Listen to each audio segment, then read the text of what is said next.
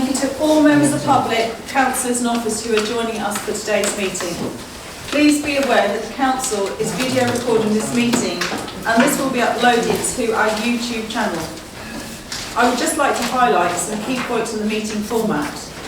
Please can I ask everyone to have their phones turned off or set to silent.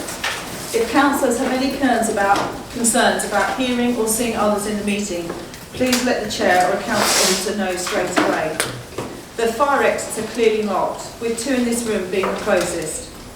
The assembly point is the flat glass area by the patio. Please remain seated unless you're invited to speak or need to take a comfort break. The toilet facilities are out in the corridor. Members of the public are invited to participate in the meeting with the key points as follows. When the public participation agenda item is introduced, please raise your hand to show you wish to speak, and I will invite you to speak. Please can I also add there that please do not put your hand down until you have seen that I have acknowledged or the chair has acknowledged that they've seen your hand. If you're comfortable standing, please do so to ensure you can be heard across the room. Public participation is limited to a maximum of 4 minutes per person. You do not need to state your name when you start speaking, if you do not wish to. I would ask that participants looking to leave the meeting wait until the end of an agenda item to limit distractions for other participants. To all present, please remember to show respect to others in the meeting and avoid interruption where possible to enable others to follow the meeting. If any councillor feels concerned about any aspect of the meeting or discussion, please clearly state point of order. I would then gesture for you to elaborate. If anyone present is felt to be behaving unacceptably, they can be ejected from the meeting by resolution. Thank you for listening. On behalf of the council, I wish to thank everyone for attending this town council meeting. Now, before we start, this isn't on the actual agenda, but we want to say a big congratulations to our town clerk. We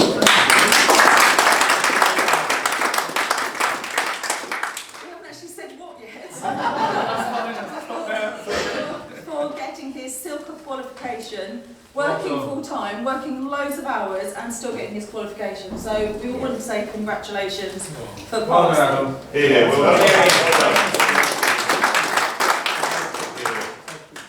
Much appreciated. Thank you very much. Well done, mate. Right, well done. Right, first part on the agenda is for apologies for any absence. Thank you, Chair. Good evening, everyone. We have one apology. It's Councillor Liz Borman, who's unfortunately unwell. Thank you. Thank you. Number 2 is disclosure of interest. To deal with any disclosure by members of any disclosable pecuniary interest and interest other than pecuniary interest, as defined under the Seaford Town Council Code of Conduct and the Localism Act 2011 in relation to matters on the agenda. Okay, thank you. Public participations deal with any questions or brief representations from members of the public in accordance with relevant legislation and Seaford Town Council policy.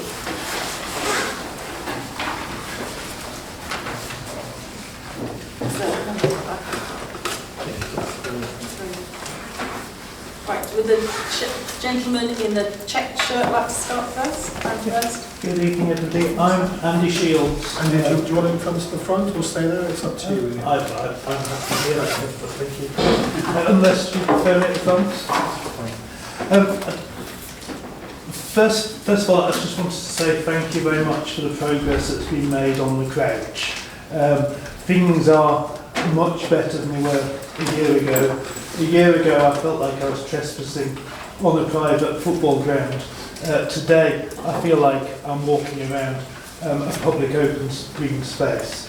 So thank you for the progress. The planning applications, as you may know, for the floodlights and for the advertising hoardings have still not yet been decided upon by Lewes District Council, and I guess that won't happen until after the election now. There are issues with the hoardings which have been in part addressed in that they've been secured better than they were, but it's still a mystery to me as to why the hoardings are there 24 hours a day, 7 days a week. As an example, New Haven Town Football Club which is on a purpose-built football ground, so it doesn't need planning permission for hoardings. Remove the hoardings after every game as required by Lewes District Council. And the hoardings are up there in breach of the local bylaw, which says there should be no hoardings in public open space without the explicit permission of the council.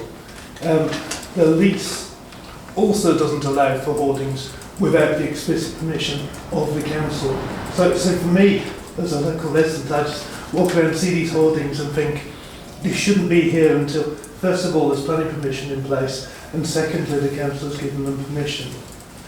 The final comment I'd just like to make is there are a number of outstanding complaints which I know are being addressed, but they've been outstanding for quite a long time. They're mostly about process and things that have happened. And my desire with the complaint I put in is to try and make sure, if the council agree there have been some process issues, that the same problems don't arise in the future. Yeah, I'm happy to go on at the time, Chair. Thank you. Thank you very much, Mr. Shields, for your questions and your comments.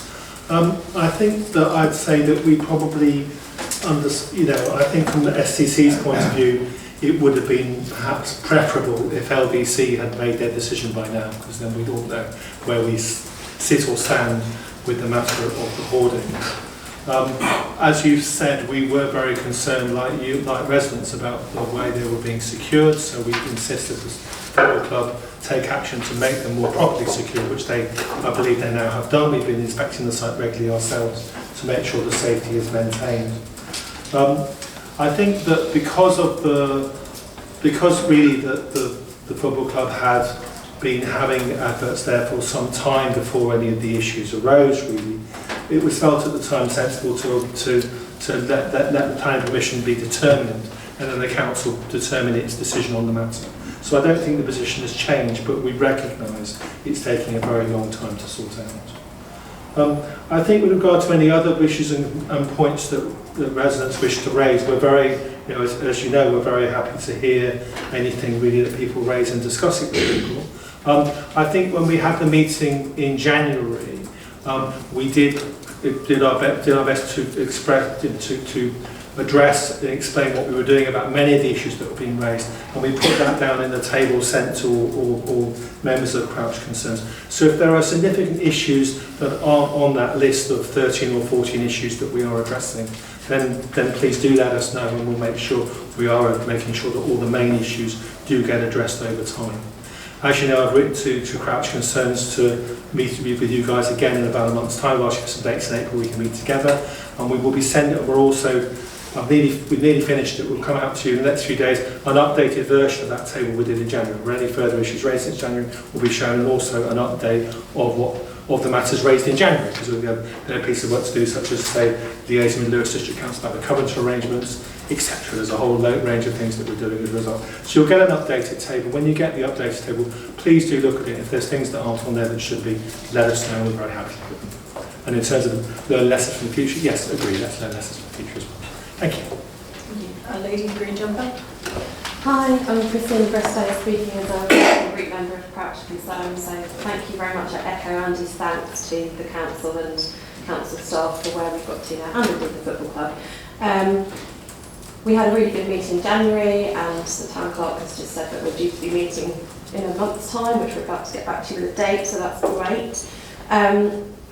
Though I'll respectfully say there's one thing that I was quite disappointed not to see in your report for this evening's meeting, and that is an acknowledgement of the fact that there was a petition carried out in accordance with the town council policies and with support of the officers, which we submitted last November. Of course, this was against the proposed 8-foot fence, you may remember last year. So that particular issue is now thankfully ancient history, but I do feel it's really important, kind of for the history of the town, for it to go on public record that 500-600 people signed this. At the time we just wanted to get it to debate the full council, situation changed so we didn't need that, but you can imagine I've got 300 people on one of my shoulders, 300 on another, and I feel a duty to say that this happened, and at some point, I know we had a discussion about this in January, and there's a sort of point of process whereby it should come on a suitable agenda item, and we're now thinking, well, when would that be, given that, you know, things have moved on and passed. But I do think it's really important that that's kind of acknowledged in the town, just in case we have something similar in the future. And even just because the town council are doing so much brilliant things now with consultation and, you know, asking people to be involved, and I had the leaflet through the door this morning, which was fantastic. And I think just to kind of, you know, get that in the whole, we need to say yes, and these people tried to speak up about this, and this happened, and make them feel heard. So that's what I'm trying to do just now. It'd be great if that was echoed at some point formally, and I hope it will be. So thanks for the opportunity to speak. Thank you. Yeah, I'm sorry if there's any oversight there was really not deliberate. And certainly did not wish to give the wrong impression to any oversight. As we're saying, as we explained in January, the petition will come to full council when a suitable matter has been discussed. And that hasn't happened since January, so here we are still with the petition not presented. We're not trying to not present it, we're just following due process, but please feel it is acknowledged by the council, and it will be presented to full council. I guess the situation, Christina, is this, is that given all the things that are going on in the football club and all the things they're having to do and all the things that they like, some of the things they like to do as well, I remain reasonably confident that some of those issues will have to come back to council, and when they do, we'll present the petition at the same time. I can understand the impression that's given, but that's completely unintentional. Okay, thanks for that. There's a chap at the back who wanted to speak next. Yes. Good evening, ladies and gentlemen. My name is Tony Titchmarsh. I took the liberty of sending around a note beforehand, which hopefully, if the systems worked, you may have got. So I won't read that through laboriously unless I really need to. But my purpose for coming this evening is I've noticed that you've got on your agenda for later having a look at a new 10-year agreement for the East Blatchington Pond Society, which is a green space down in the town. I'm a chairman of a group of friends who look after the Blatchington Green area, which is a small parcel of land at the top of North Way and Fell Road. And we've been talking to the town clerk and his team probably for about 2 years now, trying to get an agreement which would allow us to manage that site in a sensible way. And unfortunately, we haven't got that yet. We on our side feel that we haven't been offered something that's balanced and fair. And I think that's partly behind the report on actions that Adam has put in the minutes, that agreements with green space groups is progressing very slowly. And I think the issue is the nature of the agreements that we're being asked to look at. So what I wanted to say in a nutshell was I've looked at the draft pond agreement, which is on your agenda, and I'd like to say that if we were to be offered that sort of thing, that's the sort of thing that I think our group at least could sign up to. It's much more friendly, it's much more easy to operate with individuals and volunteers, and I asked the council if they would ask the officials to have another look at whether they can offer us something on those lines. That would free us up and free the council up to pass that management over to us for that small site. Thank you very much. Thank you. Thank you, Mr. Titchmarsh. Completely hear the point that you're making. I think that the council officers dealing with this matter have tried very hard to explain to the residents involved that we would not offer exactly the same agreement to an established group as we would to a new one. So the Blatchington Pond Group have been managing the site for many, many years, and the agreement being offered to them now is a reflection of that. We have a duty as owner and custodians of the land to the whole town to take a slightly more cautious approach for an initial arrangement, and that's the approach that's being taken with residents that you're referring to.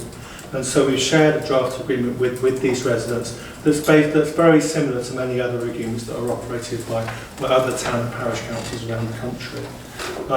And we understand that you feel that that's too restrictive, We're very happy to keep the dialogue going and see what sort of agreement we can find, but we wouldn't jump straight to an agreement like the Bashing and Fund arrangement because this is a new arrangement on the space with a new group. And in those circumstances, the council is duty bound to take a more cautious approach to the matter. We want to work with you towards the sort of arrangement we have with the Bond Society, but that's not step one, and we have to take step one before we can get to the other steps. We want to come to an agreement with the group. We've sent an agreement we think is reasonable. We're happy to discuss and explore it further. But as I say, we have to take a more staged approach as the landowners and as custodians of the site with the duties to go with it. Thank you.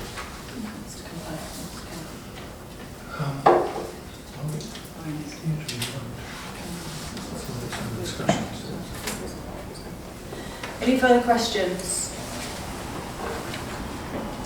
Yep. Would you like to speak? Talking about the Crouch planning applications, as we know, there was a certain amount of controversy over the way they bypassed the planning committee and the assets, social services, the community services committee. Regardless of what Lewis actually decide when they eventually decide, and unless the applicants decide to withdraw their application, can we assume that those will automatically be referred to the Community Services Committee and possibly the Assets Group, but Paul coming back to the full council, because the policy of the council is, as the landowner, is actually the one that counts, rather than necessarily the Lewis District Council planning policy. The two separate layers to this. So can we assume that they will go to the Community Services Committee regardless? Okay. You're quite right, Mr. Downing. This is a two-decision process, as with many other processes the council may be involved in. In other words, that there is a matter of where planning permission is required, as in these cases. Will the planning authority, the Lewis District Council, give that necessary permission or not? And then will the landowner, in this case Seaford Town Council, give their permission for the things to be there? So yeah, you're right, there's clearly two decisions to be made. I don't think it's not unreasonable for the order to be planning permission followed by landowner consideration, because if planning permission isn't given, there's nothing for the landowner to consider. It's an automatic no. And so it's quite usual these sorts of arrangements for that part of the process to be done first, and then the landowner decide afterwards. That's nothing unusual about that, as we're doing in this case. In terms of how it will be determined, of course, due process will be followed by the council in this matter. We're aware, obviously, we have a lease with the football club, so we're aware of what the lease allows and where further permissions are needed in addition to the lease. Or if further permissions in addition to the lease are required for any matters, then that is a matter for council to consider. We have, and as you've said yourself, we have committees who can consider and make recommendations, and then lease decisions will always be made ultimately by full council. Thank you. Any further questions from the public? Okay, thank you very much. Then we are then on to agenda item number 4, which is the minutes. So agenda item 4.1 is full council minutes. So that's from the 23rd of February and also the 16th of March. Can I have a proposer and a seconder? All in favour? Thank you. Community Services, 2nd of March. Proposer, seconder, all in favour? Thank you. Right, finance and general purposes, as it says here, there are 2 recommendations for full council within these minutes. These are addressed within agenda items 14 and 15 and therefore are not to be considered when approving the minutes. So can we have a proposer, seconder, all in favour? Thank you. Golf and the View, 28th of February. Proposer, seconder, all in favour? Thank you. Planning and Highways, we'll take the 2 together again, 16th of February and the 9th of March. Proposer, seconder, all in favour? Thank you.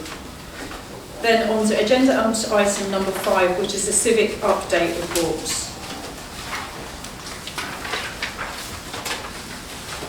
This is to present the Mayor's update report and details of engagements attended. Any questions? No, thank you. I did actually put that I thanked Councillor Liz Borman. Unfortunately, she's not able to be here tonight, but thank her for all the support she's given me for the past year, being able to turn up to events when I haven't, and she normally sits by the side and says, so she's normally dipped some people here, she's not here to remind me of things, so, but she's obviously not well tonight, so I've got to try and remember not to forget anything. So we've worked really well together, so I just wanted to say we've worked well together, so thank you. Right, so we are asked, so proposer, Councillor Honeyman. Thank you, Chair. We've got no report from the Young Mayor's Office, their final report. Anything submitted? Okay. No? Okay, no, it's a shame that's all, but obviously it's our last opportunity as well, isn't it, to get it in the minutes, so. But I know I was an error around, so as well, in the course of the year. They've got a school event on or something. Yeah, but they could have done something in writing, that's what I was going to say. Thank you. Okay. Yeah, school event, yeah, thank you. Right, so for agenda item number 5A, I'm going to propose, we have a seconder, and then all in favour. Thank you. Right, agenda item number 6, which is the Town Council Working Group reports. Nothing for this meeting, Chair, thank you. Okay, thank you. I'd just like to say a big thank you to everyone who's been involved in the Working Party Group, because there's been masses of work done in that. And I just thought this is our opportunity to say with our current councillors, thank you for everyone who's put loads of work into those. Thank you. Right, agenda items 7 and number 8 we're not going to be doing at this meeting. So I'm going to move on to agenda item number 9, which is the Town Clerk's update report, please. Thank you, Chair. So, let's turn to my agenda. Yes, so page 11 of the agenda. You councillors would have seen that I further refined the format of this report for hopefully even greater clarity.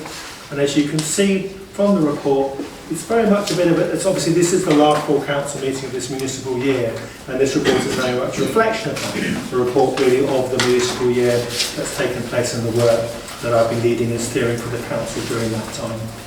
I've broken the report down into its 3 sections.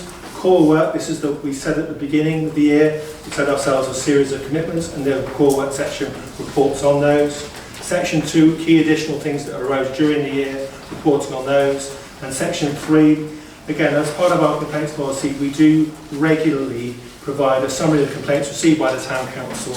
Remember, we're doing that annually. This is the annual report, so hence it's provided as section 3 to this particular report. So you see the reports there. And I think, as I said in 1.2, it demonstrates a very busy Town Council. And they may not all be here, but if they see it on the video, I want to thank all the officers for their work this year. A lot of great work has been done, and it's been a very busy year.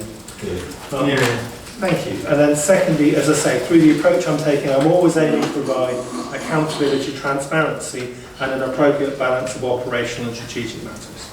So turning to the report itself, as it is the end of the municipal year, I will spend a couple of minutes just going through the main points, if that's okay. So section 1, core work, Martello toilets, the update is there. The key decision made through the year was for financial reasons, with all the financial changes after the Ukrainian war and other inflationary pressures. Council took an unanimous decision to refurbish the site.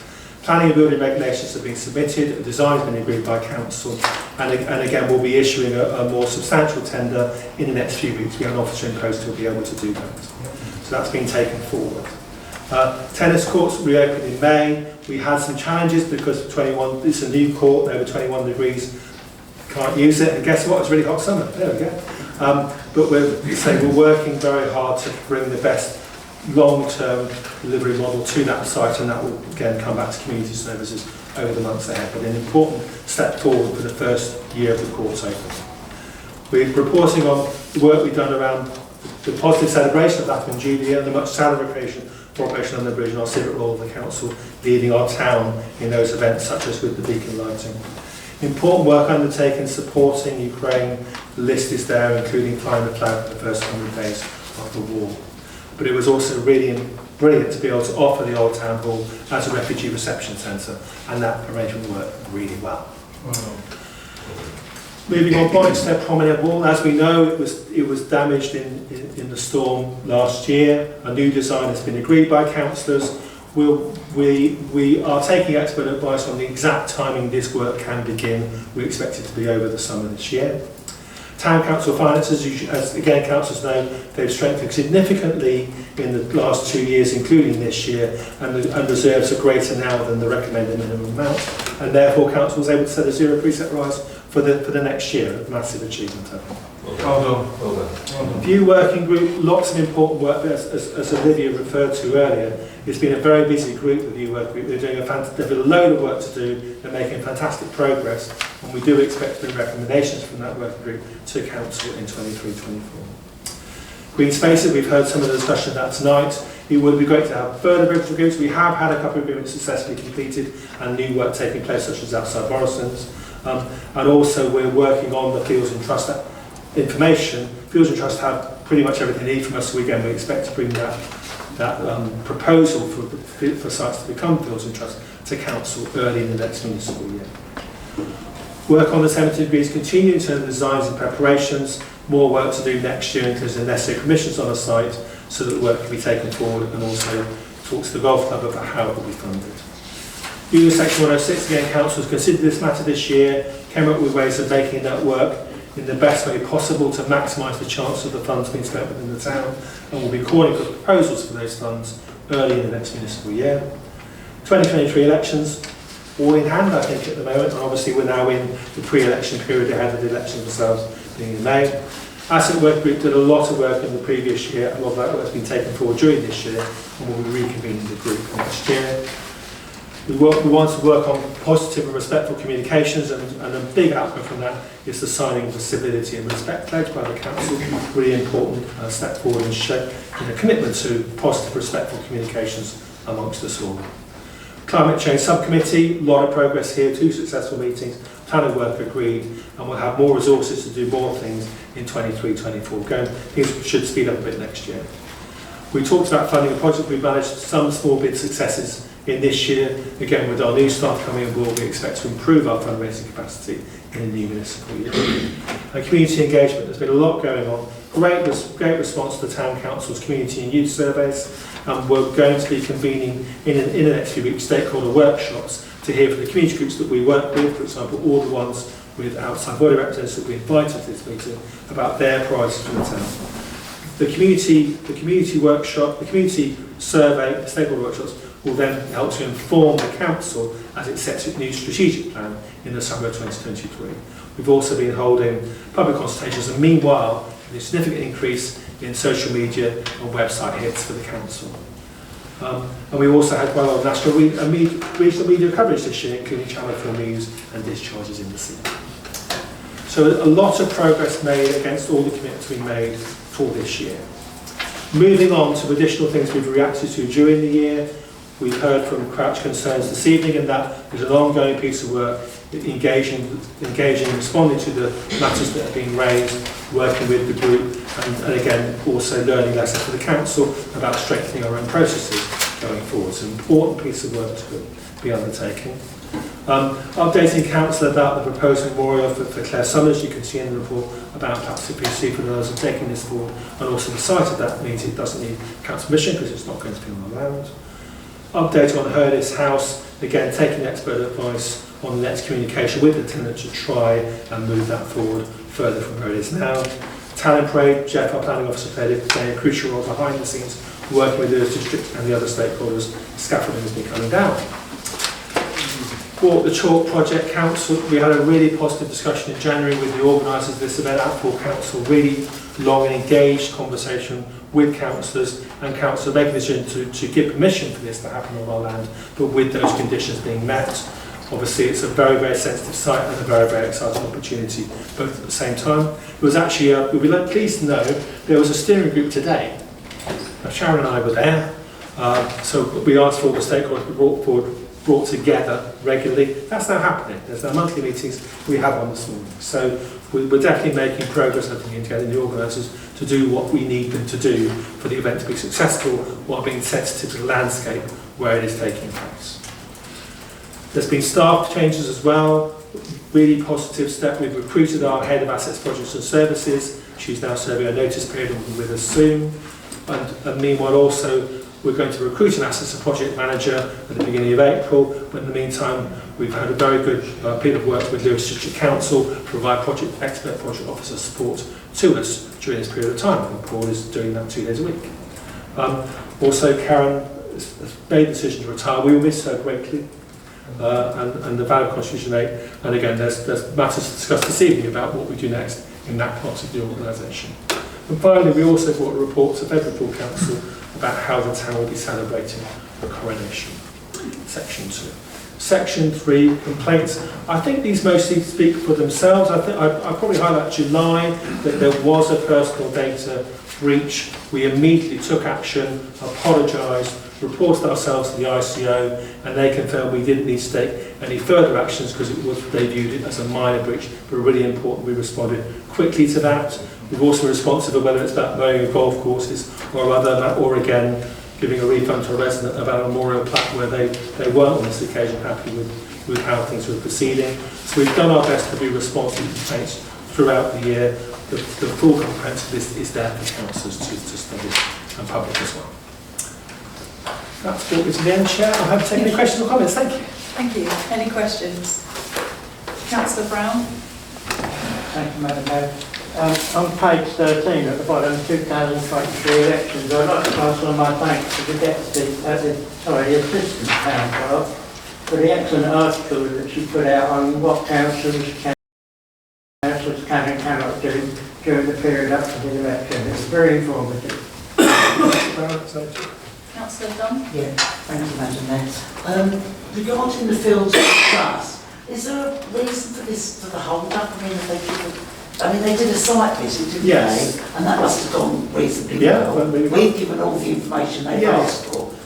I know we can't do it now because of obviously going into murder, but what is the whole, is there a specific reason for the hold-up? To be honest, Councillor, I don't think there is really. No. I mean, Fields Trust are a fantastic organisation, Right. but they're a small and voluntary organisation, so I think they are very stretched. Right. But we have responded to them when we can. But also, it does require a lot of information, a lot of work, to be honest with you, so it does take time. Yeah. It's the nature of the beast as well, to be honest with you. They ask for information, we sent it to them, they work their way through that information, they then identified a couple more things they just need to be happy, so that's the stage we're at the moment. We've sent those couple more things. We think we're just about there now, but it's just the nature of the beast. So we're sort of keeping our hand in it. Lovely. All right. Thank you. Any further questions? Councillor Meek? Thank you, Chair. I just wanted to say thank you for a very kind of complete report here. And he knows how I personally am. I'm upset that the green spaces haven't moved forward as we would have wanted them to, not in every capacity anyway. And I just would like to say I hope that when we have head of project services and resource work on what is his assets, that will maybe that person will be able to have a good understanding of negotiating and be able to find ways forward for some of our green spaces to progress, because I think it has taken an inordinate amount of time, and it's a shame because we were all quite excited about that happening 2.5, 3 years ago now, and it's, for some people it's been a rather long time. So I just wanted to say that. Thank you very much. Okay, that's noted, thank you. Any further questions? No. Right, can I have a proposer then for the report and a seconder, Councillor Hayden, and all in favour? Thank you.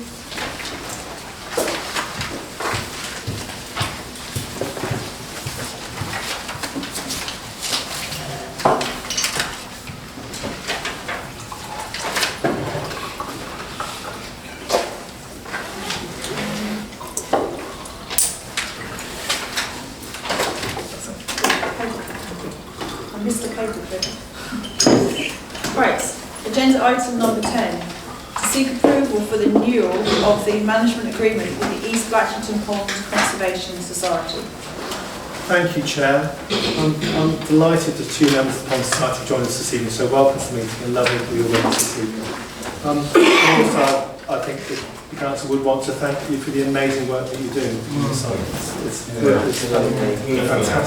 fantastic what happens there. It's amazing what you do, and we really appreciate it. I think that in terms of, again, the report, councillors hopefully walks you through the process that you need to see, which is that the current arrangement expires 31st March 2023, and given how successfully things are managed there, council are very happy to do a longer arrangement now from 2023 to 2033, and that revised agreement is found on Appendix A within the report. Basically, and then we cover in section 2 of the report some of the key changes and points we're making around volunteer insurance, risk assessments, and again the length of term, stuff like that. But again, for transparency and to make everyone's life very easy, you've been issued the track changes version in Appendix A, so you can see exactly all the changes that have been made, and hope the report helps to explain the reasons for the changes that have been made. So I'm very happy to hand back to you, Chair, for any questions in the discussion. Thank you. Any questions, please? Councillor Payne.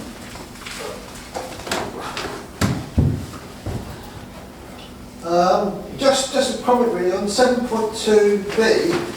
Should it sort of says about we make it paid if they not doing the stuff, but should it also not say and dissolve the agreement?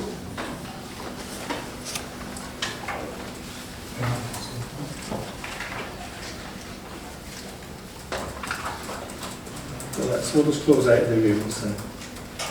Pardon? Page 6. Oh, sorry, yeah. Page 25, 7.2b.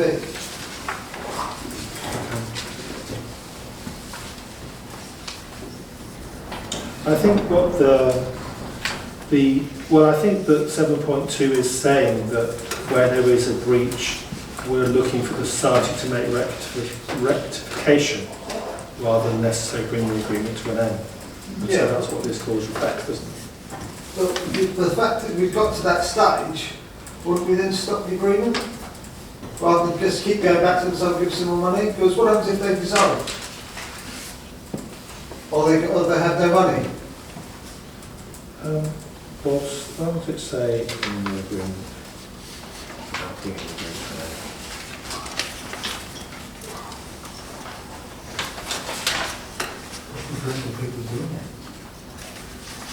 Yeah, no, just if we're doing this thing, it should cover the whole mentality. I suppose the agreement sort of goes this far. If councillors wish to go further, Well, it was just a comment. they're happy to do it. Okay. Chairman, I'd just like to point that I think that paragraph 8.7 deals with the determination of the agreement. So I think if the previous paragraph is being implemented and we needed to determine it, this gives us the opportunity to do so. That's what I was trying to say. Exactly. Thank you. Any further questions?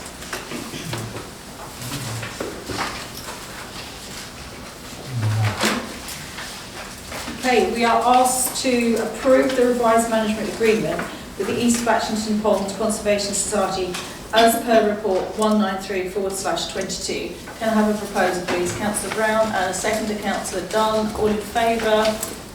Thank you.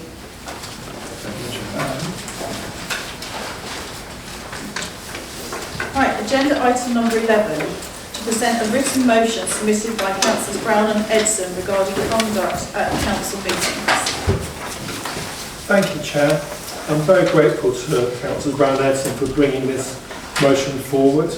And as it says within the report, this actually would be following the now recommended standing orders were we to make this change. I'm also grateful to Councillor Payne for his query that I shared with everyone. We did the conversation with you all by email, basically, didn't we, Councillor Payne? Again, I really appreciate when councillors take the time and trouble to raise questions ahead of the meeting. That really helps our process, so very much appreciated. But I hope councillors all saw the explanation, the answer to the question, why now? As I say, and the view of the officers is that we want to draw upon everything you've learned from your 4 years and your experience really in making a decision now, rather than asking a new group of councillors to consider such a matter. So I hope that gives sufficient introduction. Chair, over to you for the discussion. Thank you. Thank you. Thank you. Councillor Walraven. Thank you, Madam Mayor. Just clarification, is this just for full council meetings? That's what or does it include committee meetings? It's the same question. I think standing orders are for all of our meetings. Because I will support this if it's for full council, because in respect to whoever is mayor. Yeah. But I don't think it's necessary at our committee meetings. Okay, that's noted. We can note that. Right, Councillor Dunn was next. Yeah, And then- thank you, Madam Mayor. I completely agree with Councillor Walraven. I was going to ask the same question. Was this clarification for the fact it is full council? In all the years that I've stood as a councillor, we've only ever stood at full council. I completely support this motion. I think we do. Full council out of respect for the mayor as the head of the town, so to speak. But committee, much smaller, more sort of informal. I feel that we should be seated at that meeting. Thank you. Councillor Honeyman. Thank you, Madam Mayor. I think there could be an exception on maybe the large community service to planning meetings where you sometimes have a meeting which should be much bigger than this and there may be an alternative venue. And even then, you don't necessarily, you can't necessarily hear it. It's not necessarily so much about respect to the mayor or the chair of the meeting, because basically when you hear it, now I can project my voice if I'm standing up. Some of those bigger venues, when we're talking about a big planning application somewhere, if it's not microphone, I think it does make it, although that aspect, it does make things a bit more clear, especially when it's turned into being a bit more like a public meeting as opposed to like a committee meeting. So that I could argue that could be like an exception if it goes into those type of meetings. But I don't know how you reflect that on a new standing orders. That's all. Thank you. Right, Councillor Brown, then Councillor Payne. Thank you, Madam Mayor. It's customary practice all the way down the chain from Westminster to county to district and many local councils for members to stand when addressing the chair. It does show respect to the person that's seated in that position, and also it allows members of the public to identify the councillor that are actually speaking at that particular time. As my colleague said, if there's quite a large audience, it's sometimes difficult to see who is speaking. I think on the matter of committees, it's up to the chair of each committee to decide whether they want people to stand or not. It's quite easy to say, please remain seated, which is what normally happens. So I put forward this motion. I must say that I didn't notice that it was removed from the minutes. In my Hawkeye, I'm looking at procedures and processes. I missed the fact that it had been omitted from the 2017 Code of Conduct. So the idea here is that it's reinstated back into that Code of Conduct as part of the process of seating town council. Thank you. Councillor Payne. Chief, one. Would you mind standing up?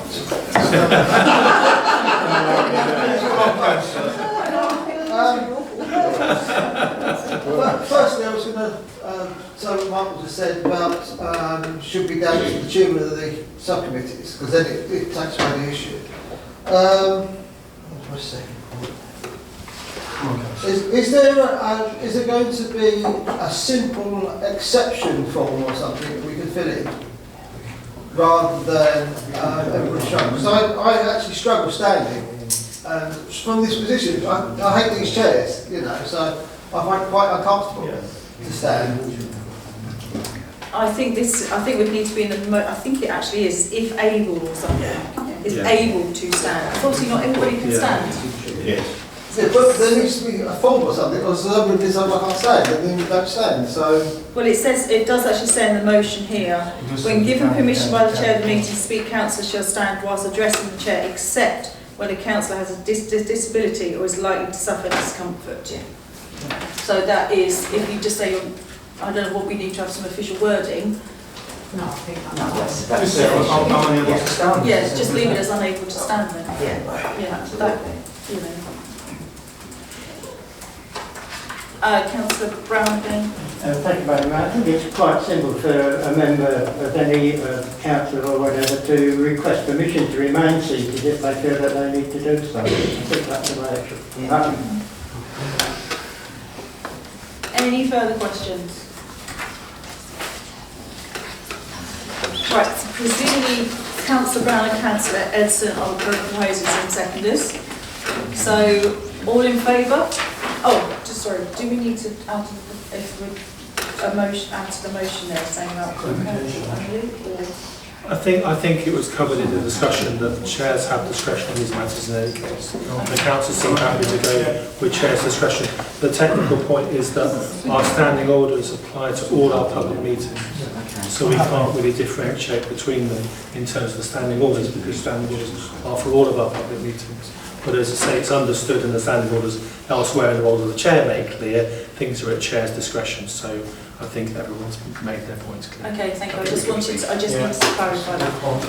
Could we, right, we've done proposal, seconder, all in favour? Thank you very much. That's Chair. Thank you. Agenda item number 12, to present the final draft of the 2023 to 2024 meeting timetable for adoption. Thank you, Chair. And again, thank you to George especially and everyone who's been involved. A lot of people have been involved putting this timetable together.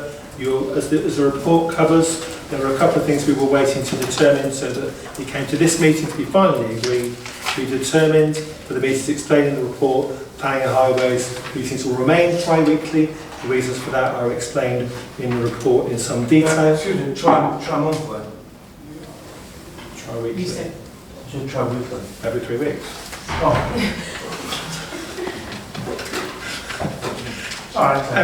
They'll continue every 3 weeks. Councillors, okay?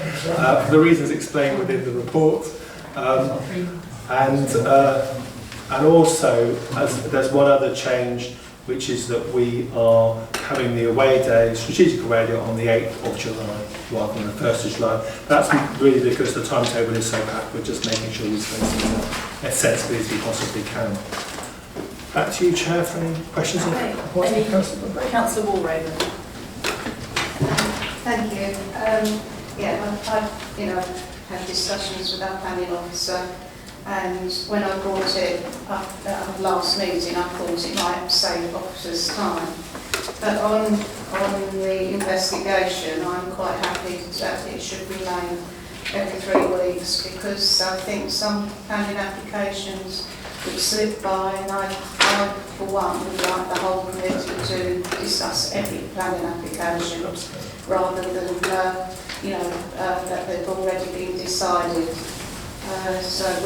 Which happens with our tree applications, because I think they are decided every 2 weeks when they're running on time at Lewis.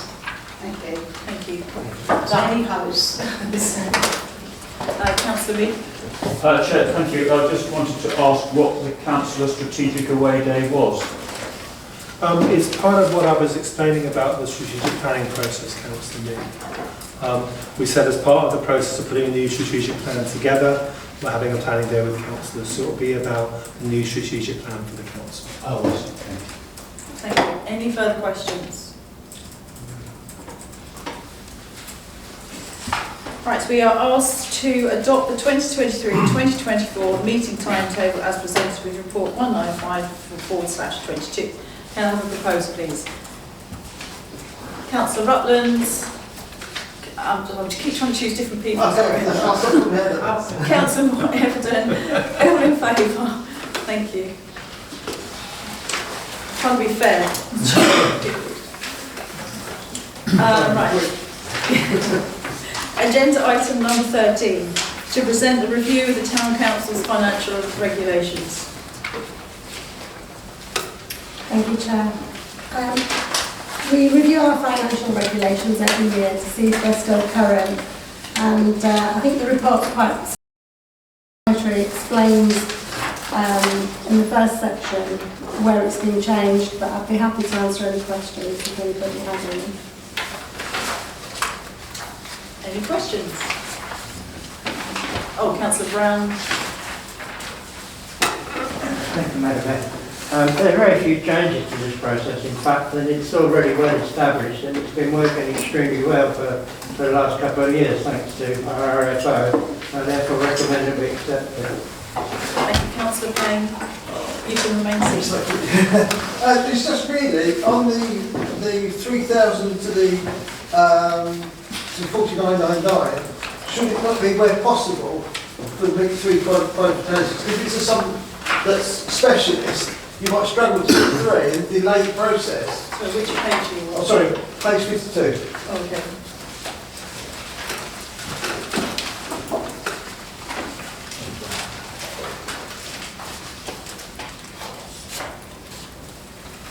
Sorry, Chair, could you ask the question again? Yeah, it's just that we say we must have a minimum of 3 quotes. If we did something specialist, we might struggle to get through and it would slow the process down. We might have a process where, say, the chair of the finance committee would approve the fact that we could do it with 1 or 2 quotes, rather than delay trying to find a third one. There is a section at the beginning of contracts that actually says that for specialist services, you can waive standing financial regs, and you can just get less. It's in 11A.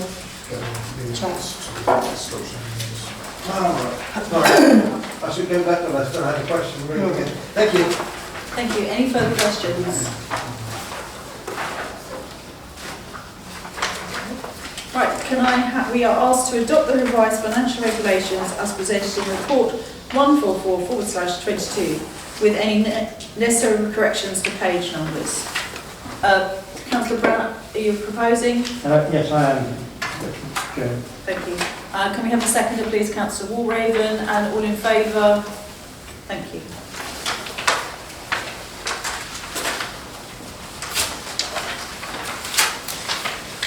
Right, agenda item number 14, to present the Finance and General Purposes Committee's recommendation to full council to adopt the revised discretionary grants policy. Thank you, Chair. This new revised discretionary grants policy has already been through F&GP, who are recommending it to you tonight. It's been revised ahead of the grants making, the grants discretionary grants. Can't think of the word. The period that's starting in April for the grants to be awarded. And again, if there's any questions, I'd be happy to answer them. Any questions? Councillor Brown? Thank you, Madam Mayor. I'm very pleased to see that this policy is now being brought up to date and that the two schemes are running parallel with each other. In the past, it's been very difficult to actually score some of the applications, and now I think it's going to be much easier, and it will make the job of the committee who look at the grant application coming in much easier, and also the job of the finance department much easier in deciding which ones can be accepted and which ones can't. Thank you. Thank you. Any further questions? Councillor Reid? Yes, Chair, just about the process of the grants committee. I'm just wondering whether we can have a more transparent process in terms of making sure that all the information we need to make decisions is there as the committee begins. Because sometimes I've been in the grants committee and then we've needed more information during the course of the meeting. I just wonder whether we say that in terms of fairness, there ought to be, all we know is what we know at the beginning, rather than introducing any information during the course of the meeting, just to make sure that everybody has the same opportunity to present their case. Any further, Councillor Honeyman? Thank you, Chair. Talking about progress, how do we know how much does the Town Council monitor the grants, small and large, where they are? Because how do we know some of these projects are a bit almost like what Councillor Reid was just saying? How do we know they've actually got going on? They've actually got them going on the road, so to speak. So we don't really quite always know if they're actually going to progress. So I just wanted to know what checks the Town Council has on that. Thank you. Can I answer that, Chair? The finance department do actually check up to make sure that everything is being done, and they are given, all people who get a grant are given a form when they get the grant, and they have to send it back. So we do check up, we do make sure it's all done. So because it is chased up quite regularly, you don't ignore it. It's after a period of time, it's towards the end of the year sort of thing. It's not done straight away, because sometimes, I mean, you know, they apply in April, they get the grant accepted in June, July, they might not get the money till August, so it's like it's before the end of the financial year, basically, that they're chased up if they haven't already sent their forms back.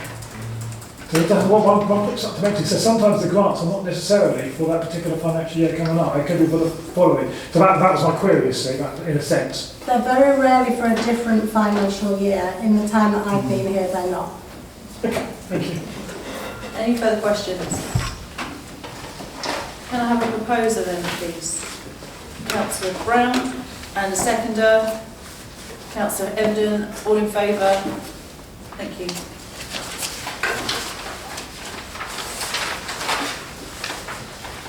Right, agenda item number 15, to present the Finance and General Purposes Committee recommendation to full council to adopt the annual investment strategy 2023 to 2024. Thank you, Chair. This report is on the annual investment strategy, which is renewed every year, reviewed every year. The only changes to this, Chair, are the actual amounts that are in there. There's no changing to the wording or anything like that. This forms part, with the next two items on this agenda, of our risk management process and our showing good governance as part of the annual return. Again, if there are any questions, I'd be happy to answer them. Any questions? No? Oh, Councillor Brown. Thank you, Mayor. I think this strategy is working quite well, actually, to the benefit of the council. I know that interest has been over £30,000 this year alone. So, you know, it's obviously a process that's working, and we are benefiting from it, so therefore we should adopt it. Any further questions? Right, can I have a proposer, please? Councillor Payne, and a seconder, Councillor Hayder. All in favour? Thank you.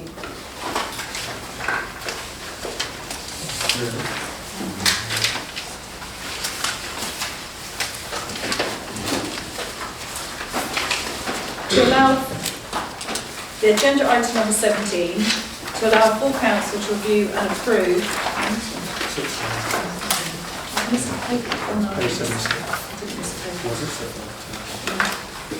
Sorry, agenda item number 16, to allow full council to review and approve the Town Council's corporate risk register and subsequent action plans. Thank you, Chair. This is the second part of our good corporate governance that we're showing towards the annual, the AGAR in June. Basically, the risk registers are reviewed all the year. If we think something's changed, we will change it during the year, as we did this year. But it's presented to council at the year end. The changes in the general and financial risk assessment you can see. Councils have all been circulated the whole risk register document, which is like 64 pages long. And there's only one action that's come from that, which is also on the agenda. So again, I'd be pleased to answer any questions if anybody's got any. Any questions?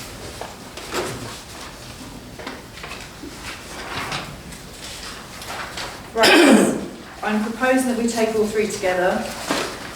Yeah. So can I have a proposer, Councillor Rutland, and a seconder, Councillor Don. All in favour? Thank you.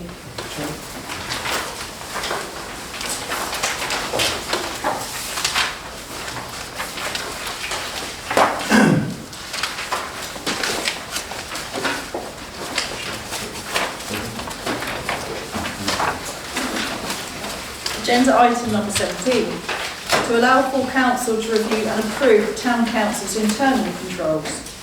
Thank you, Chair. This is the final review of the year that we do that helps us towards being able to sign the annual governance statement, part of the AGAR in June. This is all the list of the internal controls that the council have got. The only changes that have been made this year is to names of officers within it. It's not track changes because it's not in a Word document that you can do that, but I would be pleased to answer any questions if anybody's got any. Any questions?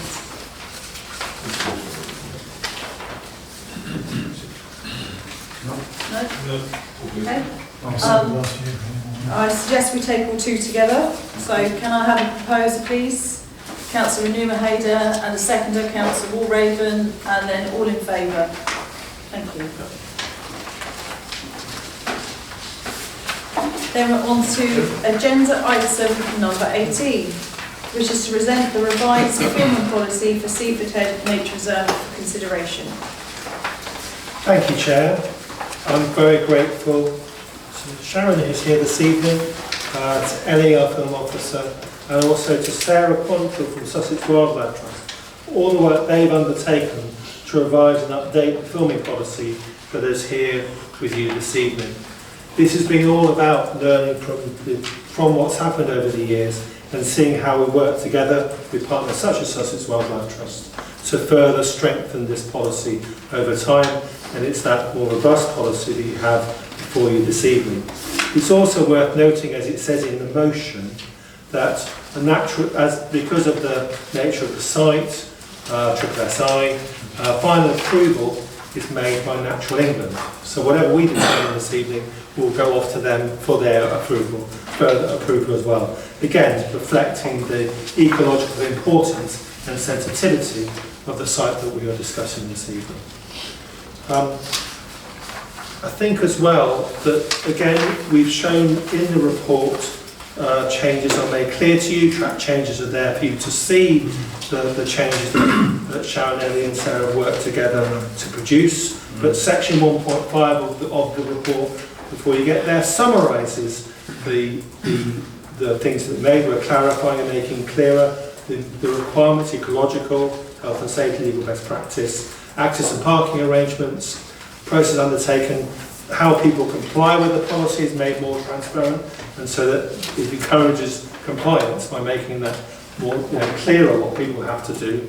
And also we made it clearer as well what happens when people don't follow the policy. So some very important changes and strengthens for you to consider. Happy to hand back to you, Chair. Thank you. Thank you. Any questions? Councillor Payne. Page 107, it says generators cannot be run all day. Couldn't that be more specific, say number of hours? Because to one person all day might be 9 till 5, somebody else might say, well, 7 till 7. You know, if we said maximum 6 hours or something, it would actually give them a guideline of how long they could use it. I think that depends on what their filming plan is. So they would have worked with the filming liaison manager to work out what their day is. So some people come and they want sunset, or they want sunrise, so they will not be there for the duration of the day. Yeah, but then so the generation would be running all day. This is against what we just said. That's the point. But they may not be there for the whole day. But we could have a conversation about how many hours. Yeah. Well, I'll say some generators can only be run on agreed time or something. It's just, to me, that's just too loose. Okay. You know, if I was the guy running the generator, I could run it as long as I like, because I'm always prepared to argue as long as it wasn't 24 hours before dinner. Okay, thank you. Councillor Dunn? Yeah, thank you. It's only as silly as being. It's first page, 103, and second paragraph. It says, failure to do so may result in legal action and possible, could we have that as fines, with an S on the end rather than fine, in case there's more than one. It's a stupid little hiccup. Thank you. Councillor Reid. Yeah, I'd like to follow Councillor Dunn's example. Page 107, second bullet point, we want to edit out gender-specific language. Sorry, which page? Page 107, second bullet point. I don't think we have to man gates any longer. It's not that word, it's not gender specific. Would you change it to? Oh, there. Where are we looking? Second line down on page 107. The overflow car park must stay locked and manned by security. Operated. Oh, this is staff here. Operated. Yeah, operated staff. Let's say staff. Staff by security, let's do that one. Okay. Councillor Mead. Thank you, Chair. This isn't a question, this is just an observation. I just wanted to say we're not all party to what goes on, and Sharon is much more kind of, on the case, as is Ellie Johnson. And I want to say that Sarah Quantrill, who has been the ranger for Sussex Wildlife Trust, who I've got to know quite well, being on the Seaford Head Local Nature Reserve Management Committee, which is an outside body of this council, is an amazing lady, and unfortunately she's leaving as our ranger and as our representative, in actual fact as the authority for South SWT on Seaford Head, because she's been moved to West Sussex Department, unfortunately. So we are now going to be overseen by somebody who actually has a remit for actually probably about 15 reserves. So I hope that that remit will not be watered down, as we do have a very sensitive site to look after. But what I would say is I'm very glad that she was able to contribute to this policy document, because she has amazing knowledge and she's also very rigorous in what she does. So I'm sure Sharon will back me up in saying that she's been a very useful asset to have. And I hope that going forward, this will be her legacy to us, but I hope the new incumbent we will be able to rely on as well. And I hope that he will work with us to make sure that the site is secure. And Sarah's been very worried about the walk for chalk, which is going forward. And I hope that that this will help that as well, because it will inform that project nonetheless. Thank you very much. Any further questions, Councillor Homan? Obviously, early days of the walk the chalk chair, but obviously exactly what Councillor Nate was saying. When that particular 5 days, 6 days is on, I would have thought, and maybe the may be corrected otherwise by Sharon or the town clerk, that special arrangements get in place when all that's on, because it has to be, because I can see a lot of walk the chalk would not conform to what's down there. No, as Councillor Homan will be aware, the motion passed at January 4 Council require a memorandum of understanding between LYT Productions, Lewis District Council and Seaford Town Council about the walk chalk event. And so that's why we're having an MOU, because we need more than this for that event. That's all we're taking on board and doing. I know you'll get more specific as time goes on, but you know what it's like. I'm only thinking of the time of this project. Anyway, thank you very much. Thank you. So that's what the MOU is for saying. Right, any further questions? No. We are asked to agree the revised Seaford Head Nature Reserve building policy as presented in report 1/4/222, noting that this is subject to final approval by Natural England. And I have a proposal, Councillor Rutland, seconder, Councillor Meek. All in favour? Thank you.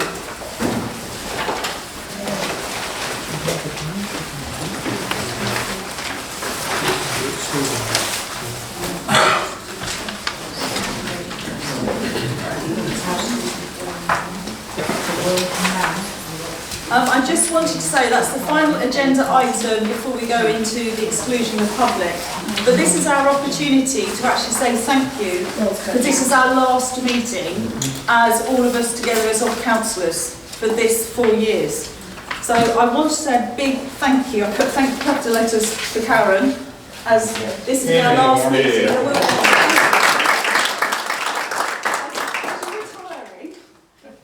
But I also want to thank all the officers, because the officers, we've all worked together. It's not been easy, but we've all worked together. So if any of us have had issues or problems, we've been able to go to the officers and get their guidance and work together. So I wanted to say thank you to all the councillors. I want to say thank you to the officers. This is our opportunity to do it before we go to exclude the public and officers disappear. So I just thought we ought to say a big thank you to everyone for this support.